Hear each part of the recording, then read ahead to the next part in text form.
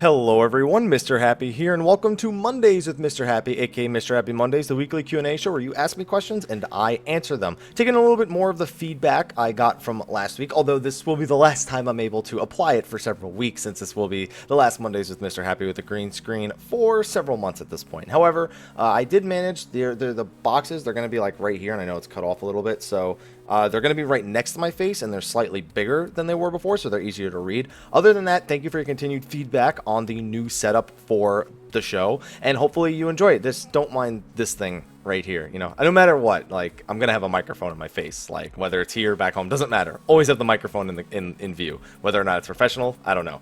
Regardless, we have a few questions to get to right here, so without further ado, let's jump right into them. Alright, so first question. So I have a question for week 58. Sorry there's no first time bonus, but at least this dungeon might go faster since I already know the fight. So speedrun for the win. This is getting more and more elaborate, like as every week goes by. Like there's some sort of creative, you know, mojo going on right here that one or two innocent people just started saying that at like one episode of the show. I don't even know where it actually started. One of you can probably figure it out, or if one of you may know already off the top of your head, but regardless. So last week play while taking a break from 14, and it got me wondering whatever happened to Happy Gaming News. I always look forward to seeing your videos show up in my subscriptions, and that's one that just disappeared without me realizing. So I stopped doing it initially because the expansion launched. That was like the big thing that stopped me from doing it. You know, I was raiding on weekends, so I didn't have time to make the video. I was raiding pretty much every day. That also includes making videos every day, other videos regarding the expansion, so that was the initial cutoff point why it stopped. It hasn't continued really. I can't think of a good reason other than I just haven't gotten back into the flow of making Happy Gaming News. I was talking about that on Twitch the other day, and it's a video series that I do want to continue, so expect it sometime in the near future. I've been getting a little better with the bestiaries as well, getting those out weekly, although I'm sure that'll hit a break somewhere around the time 3.1 comes out. So regardless, don't worry, Happy Gaming News will make a return at some point, and I'm sorry that something that you enjoyed started disappearing from your subscription box. Just look forward into the future. Hi. Alright, next question. Yipa, that's happy backwards. Do you say it's because I'm happy and ask people to clap along if they feel like happiness is the truth when you finish a duty? See, I don't do that. I type thank you and take care, sometimes with a smiley face. I am not Pharrell, so no, I don't. Alright, next question. Hey, Mrhappy, how's it going? Do you think when Square Enix finally focuses on app support like parsers, or they'll just be called meters at that point, they will build them into the game for PS4 players to avoid them getting further behind? They should. I mean, if anything, we've already seen Fallout 4, the mod support for the game on the next-gen consoles is going to be a possible thing. When the PS3 support is dropped, I don't see why that couldn't be possible on the PlayStation 4 version either, to just take the really popular ones and make them available for download through the PlayStation Store. Obviously, I know that's not as simple as it sounds, but I'm really hoping that they do find a way to include add-ons for the PlayStation 4 version, since it is supposed to be 98% similar to the PC version. We don't want to widen that gap anymore. And question number 2, what are good numbers for Dragoon on all 4 turns? That's a hard question, man, because I don't run a parser. Like, somebody else in my static runs a parser. If anything, let's do this. Let's go fflogs.com, because I think 1 through 3 he's actually on, although that's it takes away from the question, so let me hide this right here while I look through FF logs. Let's see, Yon Deer on Gilgamesh. That is our Dragoon in our static, so I figure why not just look at his. So let's see, difficulty 8-man, what is this? What encounter is this? This is Oppressor Normal? This is Oppressor Savage? Difficulty 8-man Clash Dragoon. I don't see Savage here. But let's see, his highest DPS seems to be, based on what they said, is... Where is he on this thing? I don't know which one he is. 1,316, I think, is just one of the 2 that it's recorded here. I don't know who's uploading this, but 1,316, that's on the Oppressor. On Faust, if it's even here, on Faust he did 1,641.7. I don't know if that's including, like, AoEs and whatnot. On A2, he did 1,508. On A3 Savage, he did 1,223. That's not his highest. I know he's done higher than that. And somebody uploaded A4 Savage. He did 1,361. So those are really good numbers. So if you can be within 100 of those, you're in a pretty good spot. Then that means you have room to improve, but you're not doing like so, you know, really low. He's a really well-skilled Dragoon, and these are definitely, some of those other runs are definitely not his best runs, so hopefully that gives you some sort of idea. Thank God for FF Logs, that is such a great website. Anyway, let's move on to the next question. Alright, next question. Hey, Hap, I think I ran into at PAX Prime Justin from the Zero Review, if you remember. Oh, I met a lot of people. That sounds really familiar. If you said where we met, I would probably remember, because there was a lot of people who I met. We shook hands for like a minute, and we didn't really get time to converse all that much. I think I remember, but if you can respond and let me know where we met, I'll let you know for sure. Regardless, man, thank you for coming by. I met a lot of people at PAX, so sorry. If you gave me a business card also, I have my business cards around here somewhere, so... but anyway, thank you for coming by the show. I'm fairly new to MMOs in general, but I'm absolutely loving everything about Final Fantasy. Oh, you know what? I do remember. I think I remember. Regardless, we'll get to that later. Right now, my highest character is a level 54 Black Mage, making my way through all of the Heavensward content. But I've recently started taking a liking to tanking. I'm at level 32 Gladiator now, but really want to get into Dark Knight. My question is, what cross-class abilities do you see as most important to use with Dark Knight? Real simple. Provoke, mandatory. Bloodbath, good to have. Can't even remember what some of the cross-class, but don't take Flash. Don't ever take Flash. That's a big one. Convalescence. Convalescence, Provoke, Bloodbath. What else? Mercy Stroke. Mercy Stroke's a big one. And there's one I'm missing. Is it Foresight? There's one like really obvious one that I'm missing here, and it's really bothering me actually. And as for rotations, I keep meaning to make a Dark Knight rotation because our Dark Knight in our static sent me his rotation on Skype so I could make a video about it. And I haven't done that. So now that you've reminded me, I should probably get to doing that. So thank you for the reminder. But I believe those are the 5. There's other options too, like Bloodbath when you're doing dungeons is 50-50 because it doesn't work on any of the AoEs. It only works on your single target damage. So what's the other option?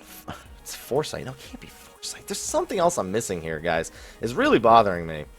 Provoke, Convalescence, Mercy Stroke, definitely. Bloodbath, Foresight, some of your other options. I know there's one more that I'm forgetting, and it's really bothering me. But hopefully that helps you out, man, and thank you for coming by the show, as per usual. Justin, a.k.a. Zero Skirbo. See, I know I met you. Like, you absolutely remember Zero Skirbo. I definitely remember that. All right, just let me know exactly where we met, and I'll probably remember it a lot better, man. But thank you for coming by the show. Next question. Hello, Mr. Happy. Though I posted before, if this gets a read, have a cute succubus minion. I actually don't think I ever bought that minion. Hopefully you can help me gain some clarity with a free company situation. Without going into details, a free company I created with my friends nearly fell to ruin due to drama with some of our former members. Our leader switching servers, the stress becoming so much he fell ill for a while, and rather than leave all we made die like that, I took the reins.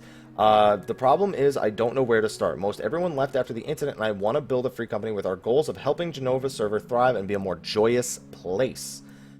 In short, how do I start rebuilding from here, and how do you or others know to deal with free company drama? So I have a base. So to be honest, I don't know crap about dealing with free company drama, because A, I've been the source of it before, and B, if I'm not indirectly involved with it, I just literally like, that's alright, whatever, that's some shit, I don't want to deal with it. Just can't have drama. You know, we got drama. People got drama in real life. People got drama in game. Listen, I'm not willing to deal with both. You know, just whatever. I'm pushing it aside.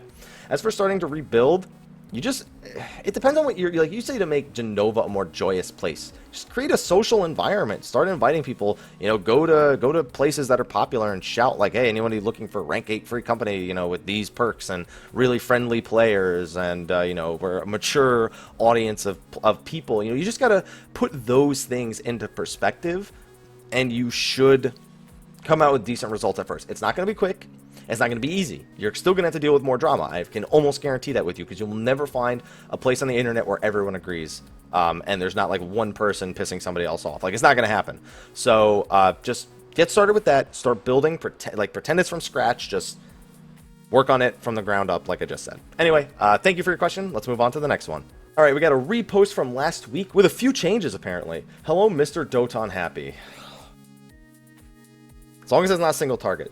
You know what we call single target Dotons? STDs. First time posters will have some SOs sent via mail over different servers somehow. Okay, thank you. A quick and simple question. I'm a rookie tank level 30 paladin at the moment. My question is, got any tips or tricks for tanking dungeons? I can keep aggro on single targets. I just have a problem with groups. I do try to mark them, but sometimes I feel like the group ignores. That happens. In low level dungeons, you're doing the responsible thing. by marking the targets. It sounds like you're not spamming flash enough. And keep in mind, level 30 is one of the roughest ranges for Paladin. 30 to 40 is one of the roughest ranges because you don't have Shield Oath yet. You only have Sword Oath. And meanwhile, Warriors and Dark Knights have Grit and Defiance. So their aggro, their enmity generation is way higher. And everybody's damage is starting to get a lot higher too because they've just unlocked their jobs. You really are probably just going to need to spam flash like 4 or 5 times if you're really having trouble. Another thing you can do if it's only 2 or 3 targets is after you do your flash like 3 or 4 times, don't just focus on a single target. What you're going to want to do is you're going to want to do like Fast Blade, Savage Blade on one target, switch into your Rage of Halone on a different target, then Fast Blade, then Savage Blade another target. Just make sure you're spreading out where your Savage Blades and your Rage of Halones are being applied so you can get that high single target enmity on multiple different targets. You're definitely going to have to start with Shield Lob into several flashes into alternating main targets, but as long as you're doing that with Fight or Flight on, you should be okay. You also have an additional side question. I've been leveling Conjure for your Paladin, putting in bonus stats into Mind, but I'm worried I've been putting them into Int as Cleric Stance has been up while I allow them to have it. Don't put them into Intelligence, because here's the thing. Cleric Stance swaps your Mind and your Int, right? So, good. The more Mind you have, it transfers to your Int and makes it so that you deal more damage. Cleric Stance doesn't just swap Mind and Int. It also reduces healing potency and increases damage. So if you putting it into Int and then using it to swap to Mind is not a real thing because it's lowering your potency. You just put it all in the Mind and you're doing the right thing, man. And you said thank you for your time and congrats on the 8-4 win. Thanks, man. Thank you for your question for the show. Let's move on to the next one. Alright, we've got another repost here. Hey, Happy, here's a multiple-part question on old and current endgame. Interesting. I recently returned to the game and I've been working on Scholar and have been making solid progress, but now that I'm in the middle of the old endgame, I can't decide between rushing the story or unlocking and playing as much of the content as possible. Don't even bother. Like, unless you're unlocking the high-level roulette, that's the only thing I could say maybe go out of your way for, but even that is like 50-50 because of the fact that the high-level roulette doesn't really give experience points. You're literally just completing quests at that point. If it bothers you that you have these quests and you want to complete them, go right ahead. But otherwise, like, don't stop and try to do Coil at level 50 and try to do Crystal Tower at 50. Don't get to 60 and worry about it later. And then let's see here. With all the classic version content just as fun as I came back, or will it feel better for me and my character? Okay, sorry. It already feels off due to the strong people in random groups, and my I-1 10 gear score, that's steadily growing, feels too strong for most things. In that old endgame feel, that's something more fun that was once here. Should I just rush the content in hopes of getting the current endgame? Don't stop and try to do the old endgame stuff. That's ultimately my advice. Don't stop and try to do the old level 50 endgame at 50. Get to 60. That's your biggest thing. And you're not, honestly, finding people to do content at level 50 is going to be damn near impossible. So I wouldn't waste your time with it. Do you run into a lot of stop and smell the roses players? You mean role players? Or do you mean like, I need to appreciate everything in this game? Not really. I mean, role players sometimes, yeah, but it's like, okay, they're role playing. That's what they want to do. As long as it's not, hindering my gameplay at all, I don't mind it. I had a friend back in World of Warcraft who, he was brand new to the game, right? And I just introduced him, and I had the recruiter friend bonus. I was like, yeah, we're going to level so fast. He was stopping and bowing to all the NPCs that were higher level than him. I was like, okay, I can understand if you were playing on your own, but man, come on. We gotta go. The next quest is this way, man. Come on, please. We gotta go. We gotta go right now, man. I can't take this right now. And also, thanks for your time and also your effort. But yeah, I don't need a lot of those players, and thank you for your questions. Be sure to come by another time with more questions. Until then, next question. Alright, so we got some multiple questions here. Hi, Mr. Happy. I have a few questions, but I know you're a busy guy and can't address them all, so please answer at your leisure. Okay, didn't tell me which one to pick, so I'm just going to read it down. I have an issue regarding housing. I, along with many other players, want to purchase their own personal homes. However, many of the plots have been bought out by other players for various reasons. Some get a second, third, or fourth house for gardening alone, and others seem to buy them and resell them at a much higher price, with no kind of incentive to buy at a high price. I saw a small house go for 4 mil in Party Finder, and they're normally 1.2. What are your thoughts on this, and what seems to be housing hoarding? So some people also expect some of the housing to free up a little bit, because they're making it so if you don't log in for a certain number of days, it literally just, you're gone. Like, the house is just going to be gone, and it's going to become available for sale. So people who maybe have houses and then don't log in for long periods of time, their houses are going to disappear. As for the people who sell them, it's normal. It's real estate. What are you going to do about it, man? People make multiple accounts. People have a lot of spare time. They have a lot of spare money. They level for companies. They buy personal houses. They do all that stuff. It's just what they like doing. There's not really much you can do. Hopefully they add some more housing areas sometime in the next, like, 6 to 9 months. But, I mean, first let's see how it works when they actually free up some of the houses that are not really being utilized right now. Because, yeah, I mean, my girlfriend has a personal house. I'm looking forward to the Eternal Bond allowing us to, or being able to give permissions to people on your friends list. So since we're eternally bonded, that way I can get permissions to the house. But other than that, like, yeah, I feel your pain, but there's not really much you can do outside of hope that some houses free up, pretty much. Second question is, patch 2.0 brought us a new race. They were described as being hyper-sexualized, the males being tall and muscular, and the females lithe and petite. Do you think a gender-neutral or gender-ambiguous race is possible? I believe Gogo and Quino were both gender-ambiguous. We had those in Final Fantasy XI, where we had there were only male Gulkas available, and there were only female Mithras, which were basically Mikotes and Rogadins. And while it's possible, ultimately all that it ever spewed or spawned was when will we get female this, when will we get male this, especially when they ever teased it in the game. I think Gulkas reproduced asexually, whereas Gulkas and then Mithras actually did have male versions, but they were extremely rare, so it was a bit different. I don't think we'll ever get that. I think that maybe something that's gender neutral. I mean, two genders that look very similar. I mean, Lalafels, Hures, like they're all pretty gender neutral. A lot of the other races are gender neutral. That's not what gender neutral is. My bad. I don't know. That's not something I really think about. They could do whatever they want, really. Like, I don't know. I don't think we'll ever get it. I don't think we'll ever get a race that's just one gender, or it literally has no gender associated to it. But you never know. And if evolution existed in Eorzea, what species do you think each race evolved from? I don't think that's how it works. Also, I just noticed part of my head is phasing through. I guess part of my head is blue? Or something like that. I don't know. I don't know. I don't think that's how it works. Like, I mean, evolution has to exist, but they've kind of almost made it seem like it barely does. Like, some races might be descendants of other races, but I don't think the enlightened races, I think those were always just as is. Like, I don't think they evolved from, like, I don't think Mikotes evolved from actual cats. You know what I mean? Like, I think they were just an enlightened race on the world. That's pretty much all the explanation they ever really get. So, sorry that's not the answer you're looking for, but thank you for your questions. Alright, next question. Hey, Happy, I was wondering, what's your idea of changing Machinist damage to blunt so it complements Monk's Dragon Kick? I can already tell you without needing to read the explanation, that doesn't make any sense. Like, yes, I understand bullets are rounded. I understand that there are old types of ammo that were more about causing concussion than piercing the body, but that's not what the Machinist bullets are. They pierce the body, so it doesn't make any sense to me. Besides, all that does is make it so that so you, like, I mean, Dragoon still has the piercing that then complements Bard, and then you want Monk to then complement this. The thing is there's a lot of dual function built into Dragon Kick, and it's one function. The magic defense part is already really beneficial to the party, as long as you don't have a Dark Knight, in which case it eclipses it regardless because it's part of your rotation.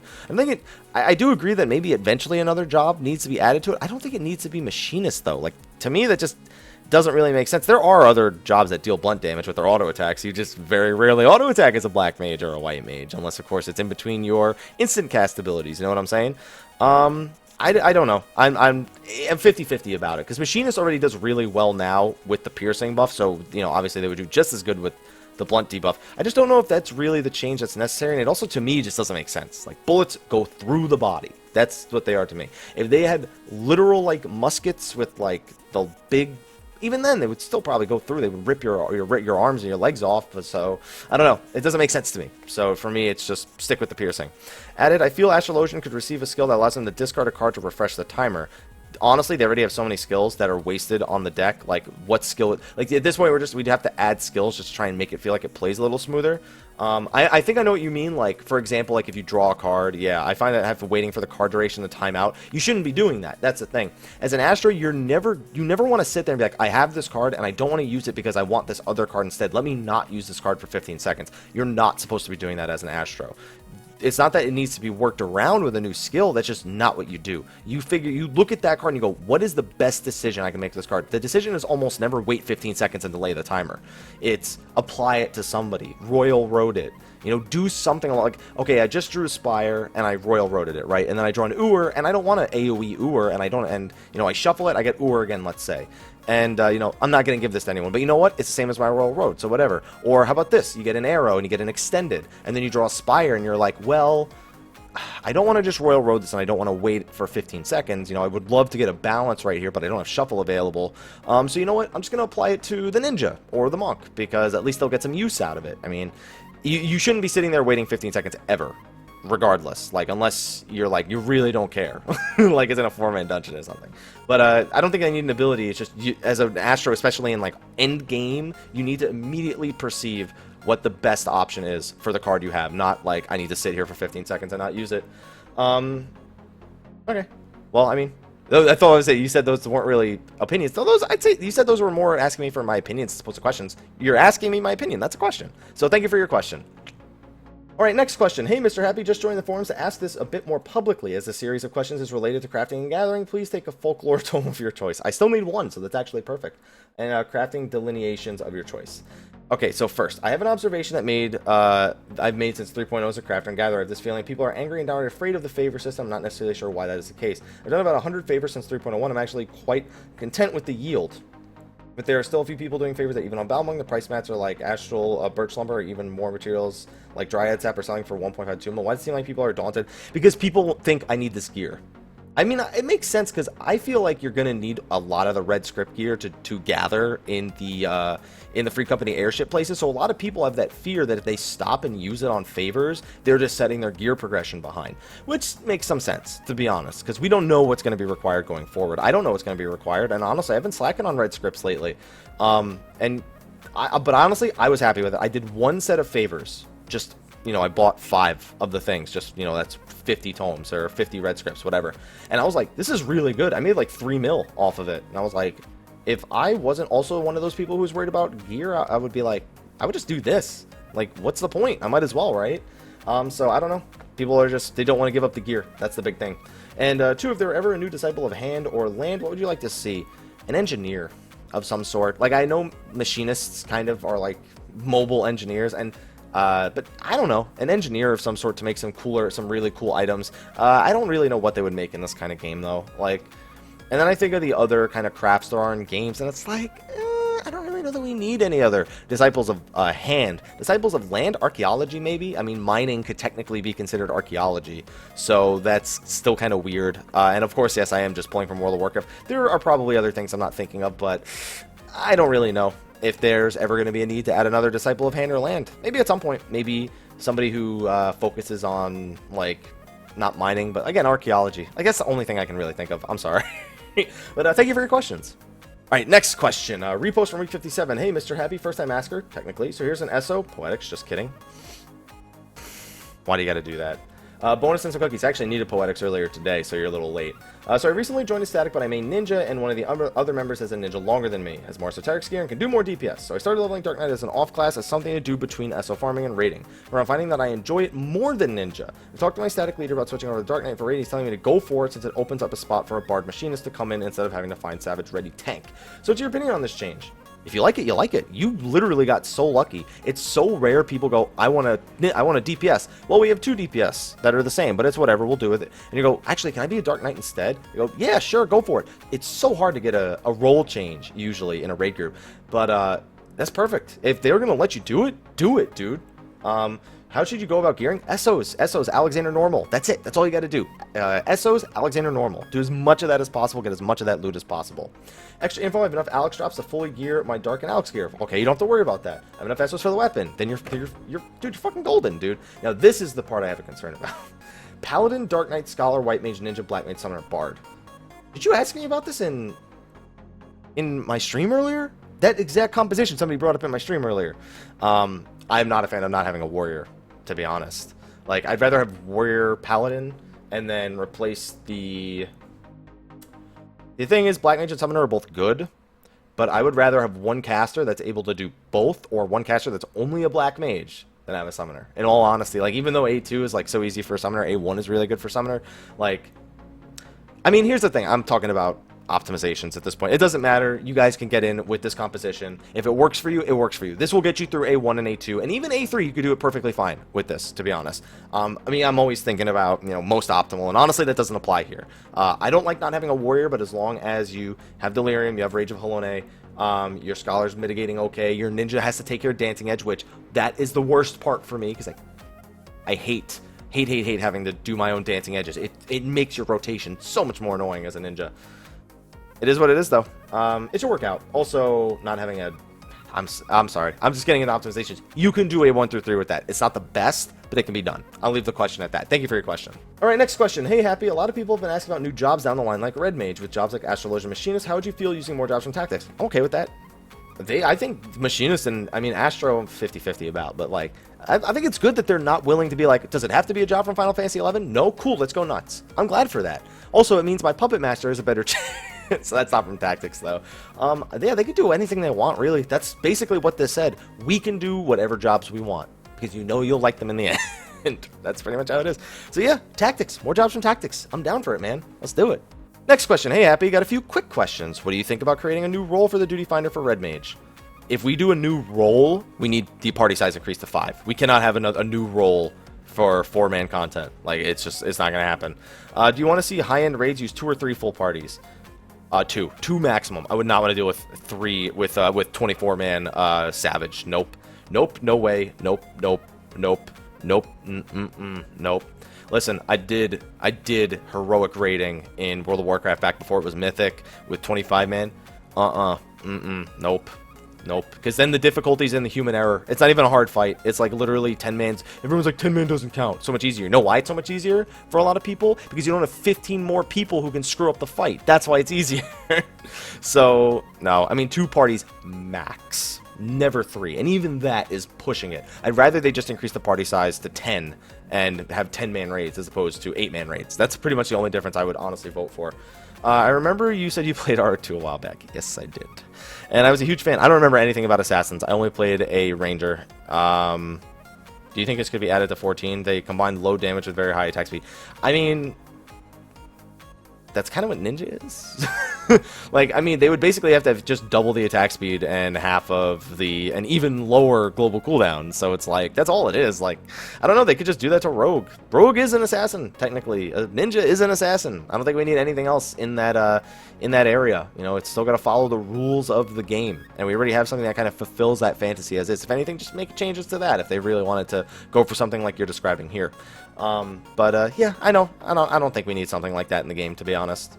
Alright, next question. Hi, Mr. Happy. Repost from 56 and 57. Third time's a charm, right? New question poster here, so I guess I gotta give you a bonus for something. How about a botany-only EXP bonus? My botany's not 60. I'm down for it. My question is for you about gathering. Do you have any guides about gathering? No, I do not. If you would like guides for gathering, you may want to look at Myth3, Menethil, or Ash 10. Either of those will help you with crafting and gathering quite a bit. I'm just getting the endgame now. I'd really like to level up. Yeah, you should definitely go hit them up with hit their YouTube channels up. They will definitely be a bigger help to you. Kragan, no problem, man. Yeah, head over to them. They've definitely got way more information on that stuff. Or FFXIV Guilds. That's a website that I've used a lot for crafting and gathering in the past as well. They're all really good sources. All right, next question. Hey, Happy. Hope you're having a good Sunday. Not a new poster. So here, have some luck with getting the Nin weapon drop in A4 Savage. I'm calling it already. 16 weeks from now, I'll have my body piece and my weapon. And honestly, by then, just get new best in slot from Free Company Airship stuff, maybe? Hopefully. So just 2 quick questions. I play on Controller, and I've recently started leveling my Scholar and Summoner again. I noticed one problem that I continuously have with these jobs. There are just so many buttons. So my question is, do you have any advice for playing these jobs on Controller? Make sure you're utilizing all the tools. So what I do is I set it so that when my weapon is out, it goes between hotbar 1 and hotbar 2. That's in total 32 buttons right there. I then set it so that hotbar 3 can only be accessed when I hold L2 and then hold down R2 after, or vice versa. That gives you 48 buttons to deal with, and I don't know, like, you shouldn't need 48 buttons. Like, if you have things like emotes, mounts, abilities from other jobs, I know consumables is an important thing, you want that on your hotbar. As long as you don't have things like that, you should not be have too many issues. And I know you're thinking the pet hotbar as well. Macros. Make macros for your pets. Things or move the commands onto the hotbar itself. Like, it is a lot of buttons, I'll agree with you. But I think 48 buttons should be enough to get you through what you need to do. So try those things. That might help you out quite a bit. And second question, in terms of Summoner, you think I should be using Garuda or Ifrit? Depends on the fight. Some fights are better for Ifrit, some fights are better for Garuda. You'd have to ask a seasoned Summoner which fights are better for which. I just know that there are some fights where each one has their advantages and disadvantages. So expect to use both. A lot of people say Ifrit's doing a lot better right now, and Garuda is really useful on a certain select few fights. But just what I've heard, so ask a real summoner, because I probably just said the wrong thing.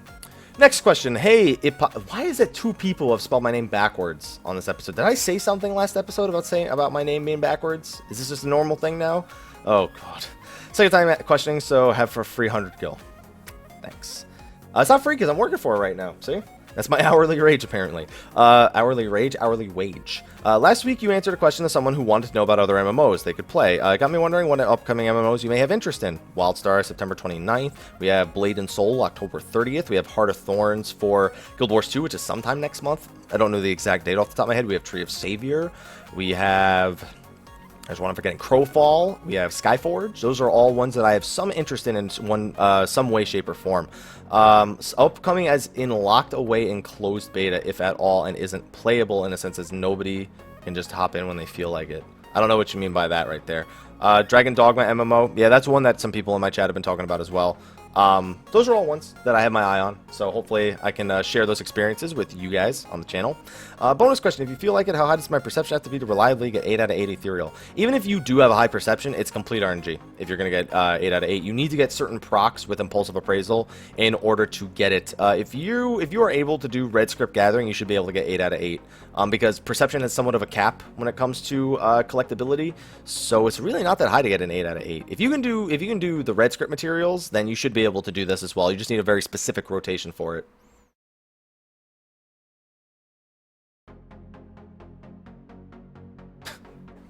Okay, this person's name just made me laugh on the forums. Hey there, Mr. Happy, longtime viewer, first-time question asker. I have 2 questions for you. Question 1, I main a ninja like you and always hear you mention Shadewalker and Smokescreen to be used on the tank and the healer.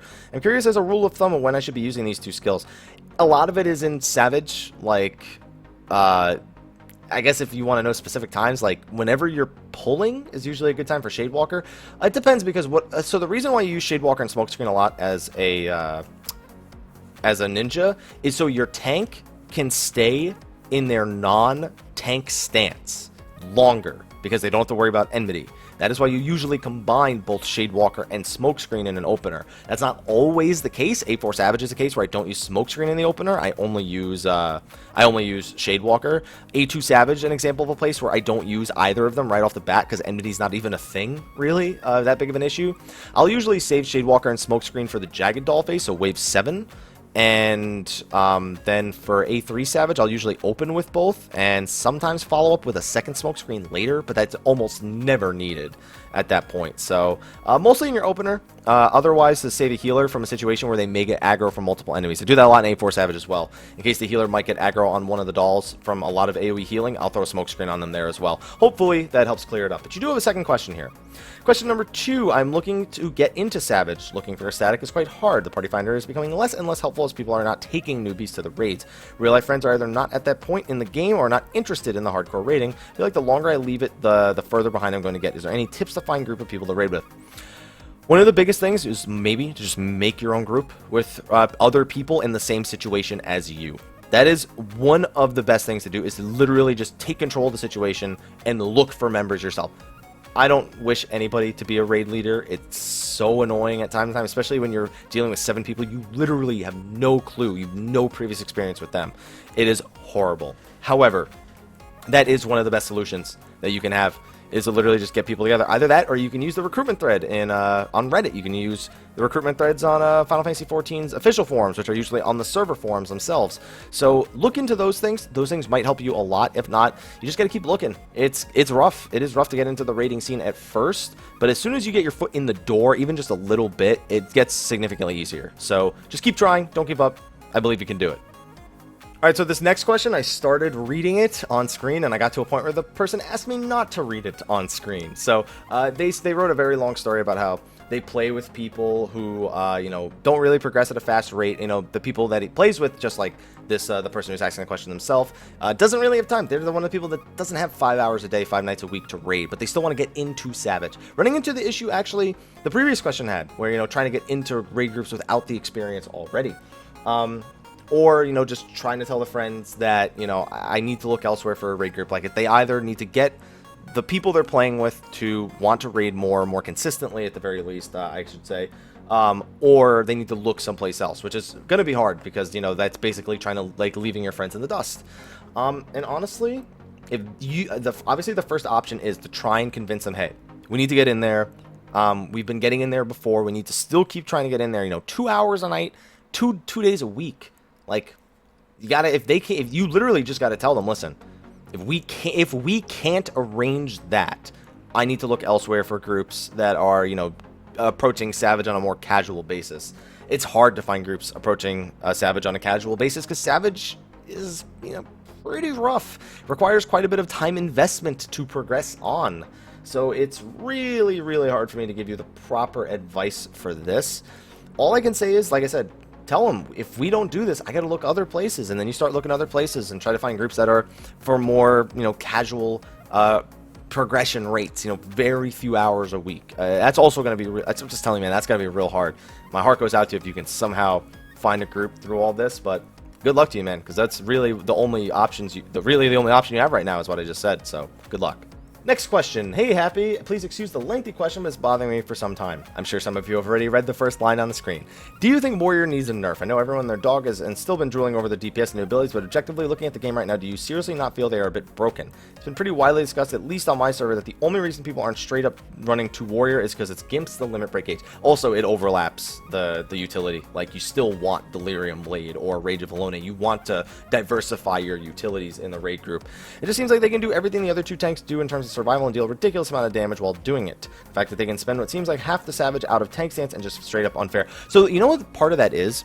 Part of that is because they don't have a damage reduction aspect tied into their tank stance in the first place. So all turning their tank stance off does, it doesn't make them take more damage, it just makes them take less healing and they have a lower max health pool. So that's part of the reason why, is because they don't lose that damage reduction aspect, so their effective health isn't affected as much, I guess I should say.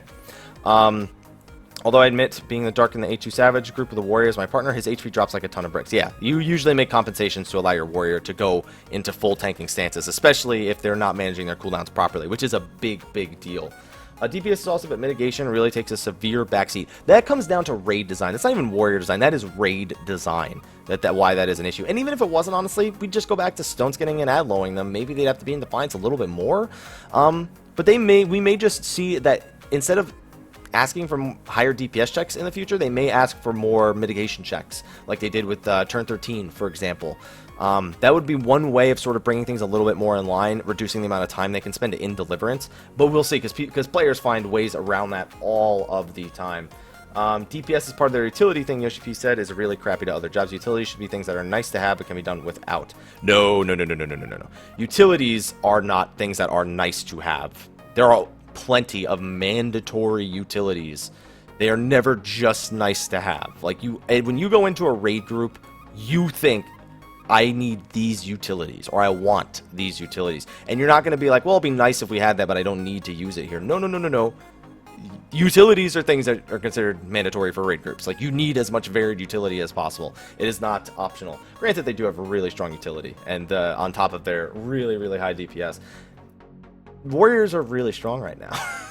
I don't think they need to be brought down, though. I think that maybe just Dark Knight needs to be cleaned up a little bit, and Paladin needs to be brought up a little bit with Sword Oath or something. I don't think it's necessarily that they need to bring Warrior up. They need to design fights where Warrior doesn't have so much free reign and so much power. That being said, Storm's Path is really, really, really good.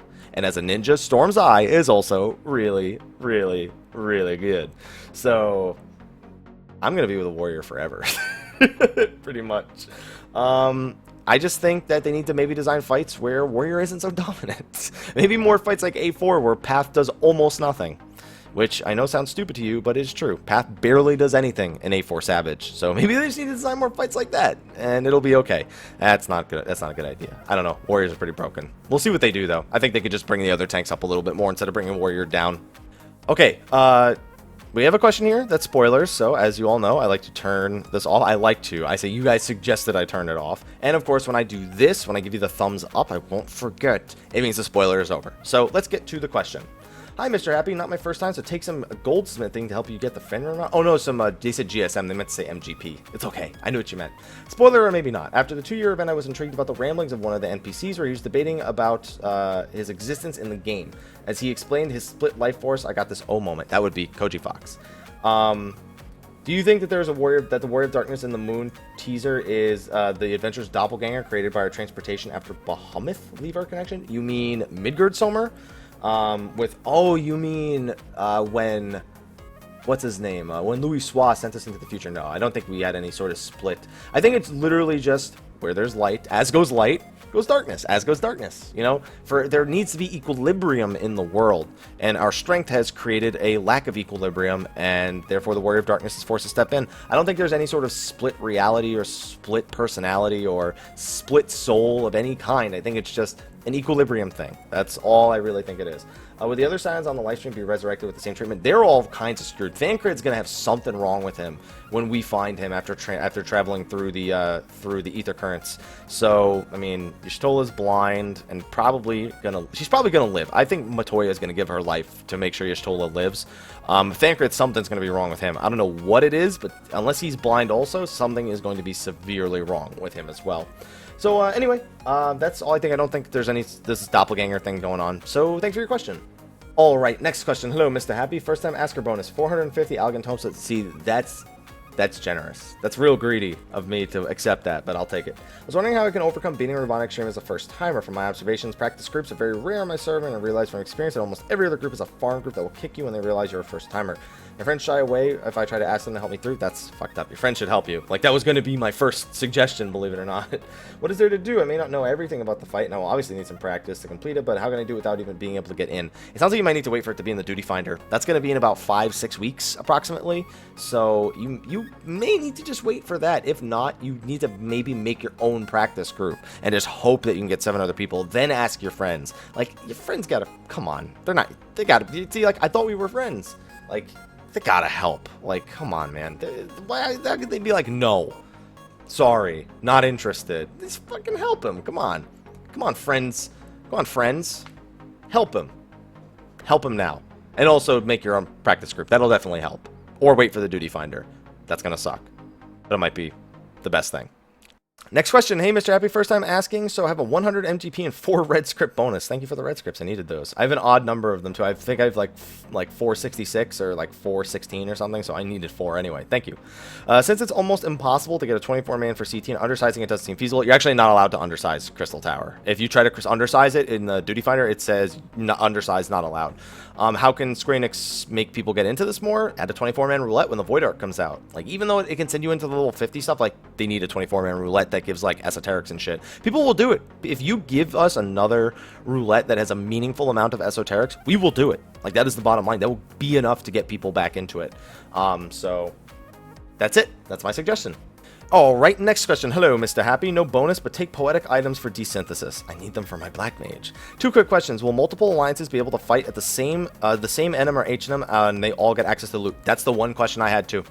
For Free Company Airship Exploration, I'm wondering the same thing. I think yes. The way they've designed this game all the way up till now is that if you are there, you can get it, you can participate. The problem with that is, then that turns it into a giant hunt zerg, because then everybody can participate and everybody can get their reward. So it's kind of rough. I don't know whether or not we'll be able to do it, and it's one of the few things they didn't answer, and I'm hoping they answer it in a month when we get to the next live letter.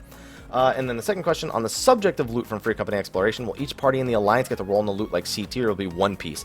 I think everyone is going to get their own random loot from the chest, in all honesty. I don't think it's going to be loot we roll on at all. I'm probably very wrong. But if I'm thinking Diablo-esque, which is what this seems like, where, you know, you're going around killing mobs, trying to get rare loot spawns, that's what it sounds like to me, where everybody gets their own ethereal stuff. The thing is, you're just not guaranteed to get ethereal gear you need. It is like Diablo, you know, maybe it's a little geared towards you, but probably not, knowing Square Enix. These are literally both questions I still have. So I'll forward those questions through my questions at the next live letter, because I'm going to be asking that exact same thing. Don't worry. Okay, so funny story, that was actually the last question in the thread, so I'm actually going to go back and grab another one that I had to skip over because it was looking a little long. So happy Monday, Happy. There we go. What are your thoughts on leveling, and this will be the last question, by the way. What are your thoughts on leveling secondary jobs as well as crafting and gathering? As it stands, the leveling path for Fates and Roulette still 50, then dungeons when you can do between Mordona and turning Misfates, Mordona Fates. You mean Northern Thanolin? Yeah, Northern Thanolin, turning Miss, and Hinterlands. Hinterlands is sometimes populated. Would you change anything? I don't know. You also have the hunt mobs for, like, that's 300k XP a day. You have, like, again, you have the roulette still. You have the dungeon still. High level roulette's getting buffed soon, so Maybe make the leaves a little better. That's about the only thing I can think of. Maybe make the open world mobs worth a little bit more. That too. But that's just speeding it up. That's not even like really changing it all too much. You'll still do the same thing. How would you change it if you could? Yeah, that's what I would do. That's what I would change. With that out of the way, what are your thoughts on the options given to crafters and gatherers for leveling, especially post 50? Holy moly, it's so fast. It is unbelievably fast leveling from 50 to 60 for crafters and gatherers. I would do nothing to change it. It's also one of the only... That's the other thing. The challenge log doesn't scale for Disciples of War or Magic. That's another thing that's really annoying. But for Disciples of Hand and Land, the challenge log does scale, and also the Grand Company turn-ins scale very, very well. So no, I would not change anything to the crafting and gathering one because it is already fantastic. But anyway, thank you everyone for asking your questions this week. I gotta get going. I got someplace important that I need to be, so just looked at the clock and I was like, this has to be the last question. But anyway, be sure to ask your questions for next week. You guys know what to do. Check the description of the video for a link to the forums on the Dream Network page, on the Dream Network website, and then you can ask your questions there. But anyway, guys, thank you for joining me this week on another episode of Mondays with Mr. Happy. I will see you all next week, and until then, take care.